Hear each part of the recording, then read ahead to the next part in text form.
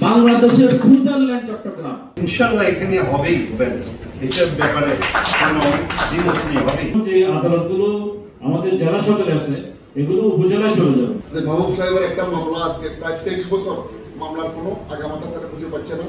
এখান থেকে আমি হাইকোর্টে যাব 4 দিন 5 দিন লেগে যায়। কলকাতা যেমন চট্টগ্রামে বাংলাদেশ হাইকোর্ট হোক চায়নি, ঢাকাতে বিশ্ববিদ্যালয় হোক যেমন কলকাতার বুদ্ধিজীবীরা চায়নি, এখনো ঢাকার এক শ্রেণীর বুদ্ধিজীবী তারা চায় না চট্টগ্রামে একটা হাইকোর্ট বেঞ্চ হোক। চট্টগ্রামে সব পেশাজীবী এবং ব্যবসায়িক সংগঠন থেকে নেতৃবৃন্দরা এসেছেন, তারা বক্তব্য রেখেছেন এবং সংস্কার কমিটি যে সংস্কারের যে প্রস্তাব দিয়েছে বাংলাদেশের 8টা বিভাগে high court bench, permanent high court bench জন্য, সেটাকে তারা স্বাগত জানিয়েছেন। আমি সেই জন্য তাদেরকে আমি ধন্যবাদ দিচ্ছি। ইনশাআল্লাহ এখানে হবেই এটার ব্যাপারে কোনো দ্বিমত নেই, হবেই। আগামী দেখবেন 1 বছর 2 বছরের মধ্যে এখানে বেঞ্চ হবে ইনশাআল্লাহ।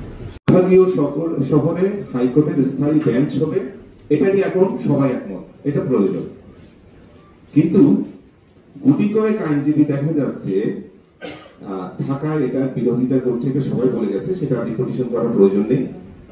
আমার এখানে বার কাউন্সিলের মেম্বার আছেন। বাংলাদেশের সুপ্রিম কোর্টের বর্তমান সদস্যভুক্ত আইনজীবীর সংখ্যা প্রায় 14,000। এই 14,000 ভিতরে হয়তো সর্বোচ্চ 50 থেকে 100 জন এখানে বিরোধিতা দেখবেন, প্রায় মিটিংয়ে 50 থেকে 100 জন দেখা যায়।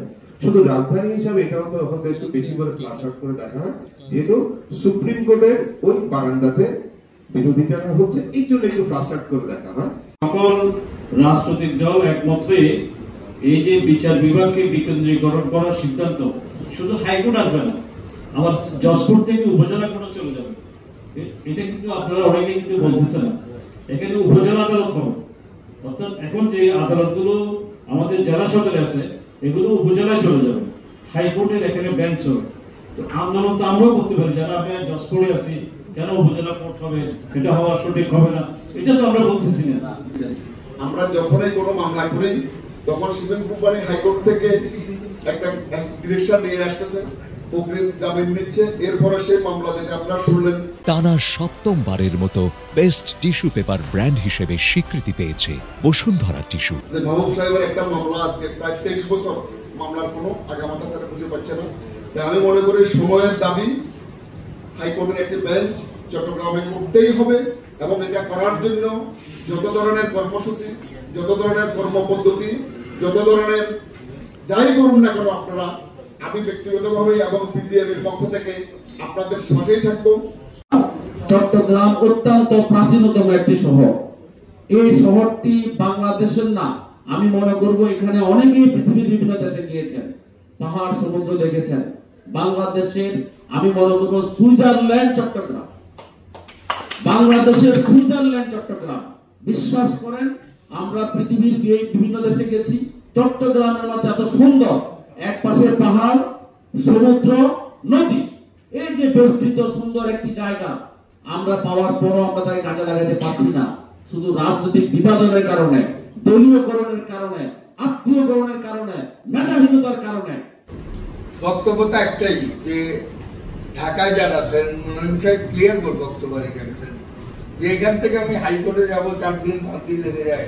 হাইকোর্টের উকিলদের পৃথিবীতে ঘুরতেই আর একজন সেখানেও এক প্রতারণার শিকার হতে আমরা বিভিন্নভাবে দেখেছি।